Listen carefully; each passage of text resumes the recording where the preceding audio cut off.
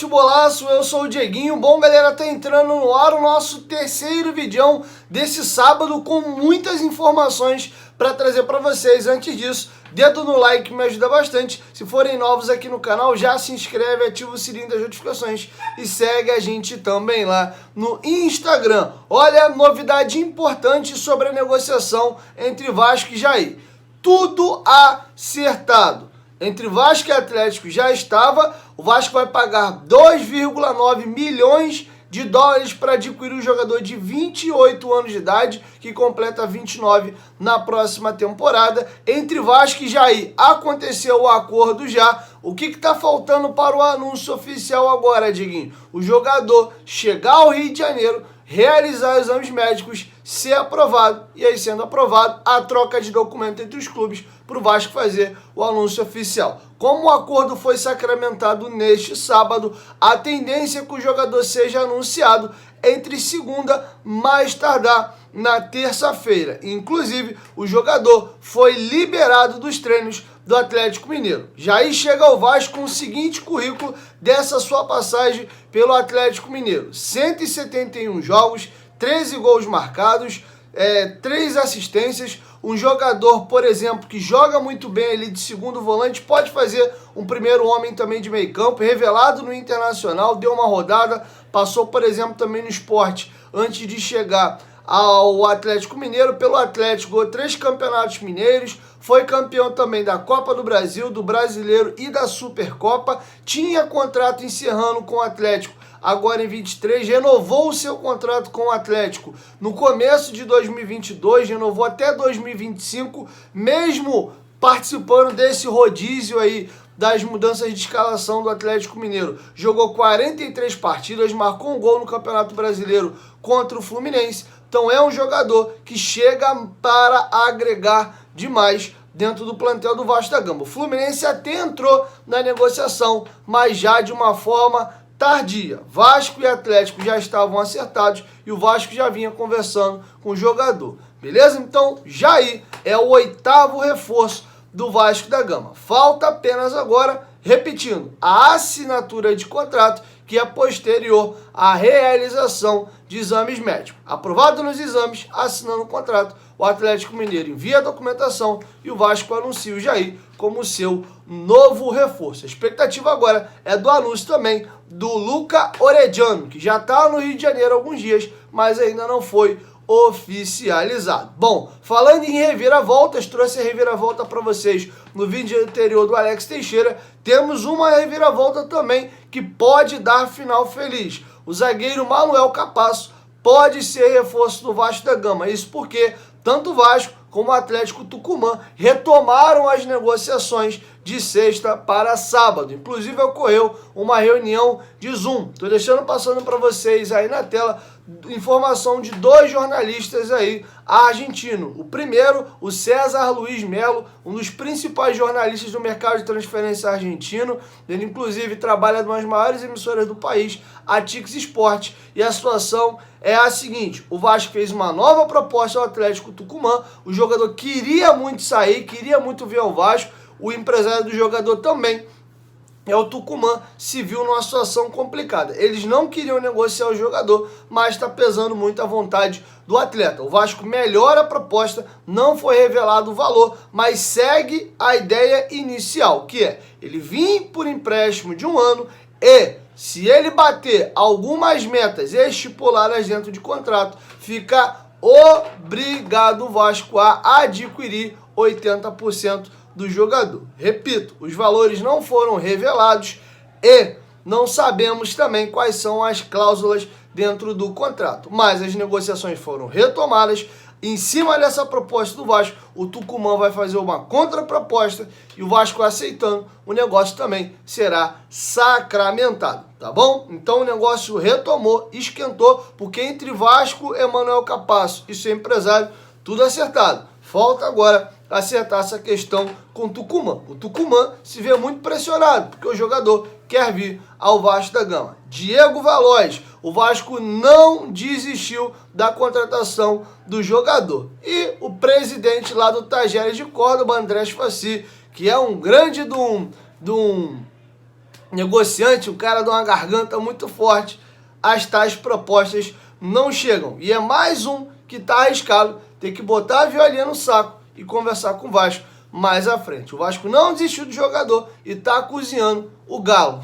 Parafraseando, brincando aí com a contratação do Jair junto ao Atlético Mineiro, mas o Vasco vai levando o Tajeres a boi-maria. Com a reincorporação eminente do Alex Teixeira, o Vasco vai até, de uma certa forma, levando a situação com cautela. O próprio Paulo Brax já falou que a ideia é ter esse elenco fechado até o final de abril em 80%, para iniciar o Brasileiro e aí ver como é que o time vai caminhar até a outra janela que abre, não lembro se agora é julho ou se é agosto, para o Vasco tendo um dinheiro em caixa para poder fazer uma correção, ou para o time dar uma subida, ou até em caso de reajuste, caso necessário.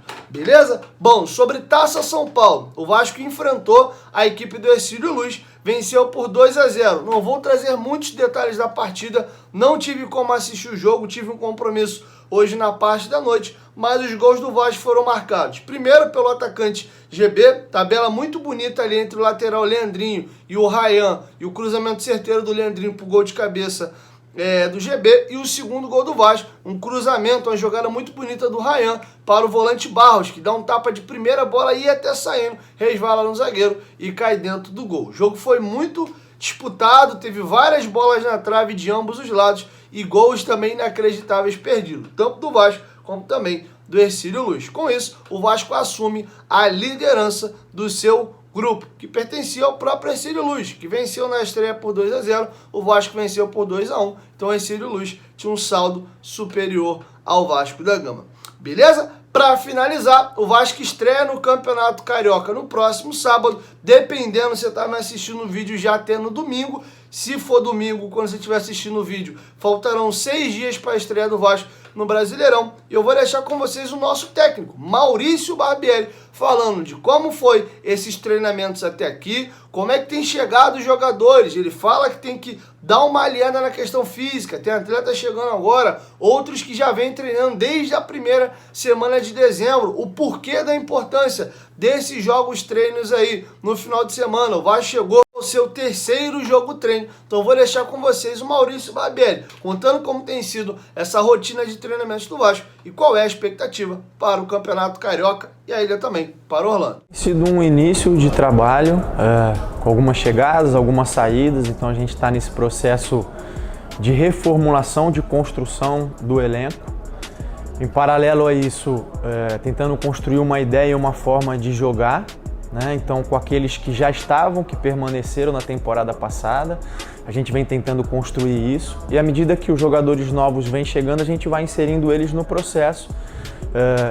É um desafio bacana, mas não deixa de ser um desafio importante. Muitas vezes a gente consegue avançar e trabalhar alguns conteúdos, mas toda vez que chega um elemento novo, a gente precisa tentar inserir, dar alguns passos atrás, tentar fazer com que todo mundo se aproxime de estar no mesmo estágio, né? E eu acho que isso ainda vai levar algumas semanas à medida que os jogadores novos forem chegando. É uma forma de interagir, de atuar, que é característica minha, tenho até dificuldade de não ser assim, eu sou assim. E eu acho que isso encaixa bem nesse momento em que a gente está, como eu disse, construindo uma forma de jogar, que eu preciso com que os jogadores passem a se conhecer, a se entender dentro de campo, dentro de normas de atuação que ajudem todo mundo, né, a ser forte coletivamente. Então eu costumo parar bastante, tentar corrigir, passar orientação. A ideia até de fazer os jogos treino nos finais da semana, inclusive a gente tem um amanhã, é isso, a gente trabalha durante a semana parando, corrigindo, orientando, repetindo quantas vezes for necessário. E a ideia no jogo treino é colocar isso à prova, colocar isso em prática, uma vez que no jogo treino a gente não para, aí as coisas fluem como normalmente acontece nos jogos. É o momento da gente ver aquilo que a gente absorveu, que não foi tão bem absorvido, que a gente precisa retomar para a semana seguinte. Então, nesse momento, a gente está focando muito nessa consistência de desempenho, tentar atingir um desempenho constante, porque isso vai nos levar a ter resultados constantes. Bom, a gente tem alguns desafios, né? O primeiro deles é tentar equiparar todo mundo do ponto de vista físico, porque a gente tem jogadores já treinando aí há 3, 4 semanas, alguns há 3, 4 dias, e a gente precisa equilibrar e ter um cuidado nesse sentido. Até por isso nem todos têm participado dos jogos treinos, a gente está fazendo uma avaliação para ser bastante seguro e criterioso, não correr o risco desnecessário de uma lesão maior. E o desafio maior, sem dúvida, é fazer, além de fazer com que esses jogadores se adaptem e entendam uma forma de jogar que vai ser própria do Vasco, independente de quem esteja vestindo a camisa, é conseguir fazer com que eles se entendam dentro de campo, né? Com que eles se conheçam. É um período de preparação, é um período em que a gente tem que ter um cuidado, porque a tendência é que a oscilação seja maior por ser um início de trabalho. A ideia é que a gente, todos nós, comissão, clube, a torcida, consiga controlar a expectativa e nessas primeiras semanas se ater muito mais ao rendimento do que propriamente aos resultados, né? Então a ideia é isso, tentar estabilizar esse rendimento, tentar sempre jogar bem, ser impositivo, ser superior aos adversários. Muitas vezes, na maioria das vezes, a gente entende que isso vai se traduzir em resultados positivos, que é o que a gente espera. Em algum momento, eventualmente, não vai e a gente não pode fazer é perder a cabeça, se desesperar, entender que é um processo, que as coisas levam um tempo. São alguns primeiros meses e jogos para a gente construir uma base sólida para que a gente consiga efetivamente daqui um tempo mais próximo de abril ter uma equipe mais consolidada, mais pronta para encarar os desafios de frente. Bom, galera, é isso. Essas eram as informações que eu tinha para trazer para vocês nesse vídeo. E amanhã aí, provavelmente por volta de 1h da tarde, eu chego com a nossa primeira edição. Beleza? 1, 2, 3, Futebolaço. Tamo junto, família. Qualquer momento de volta, vai, tamo junto. Valeu, fui!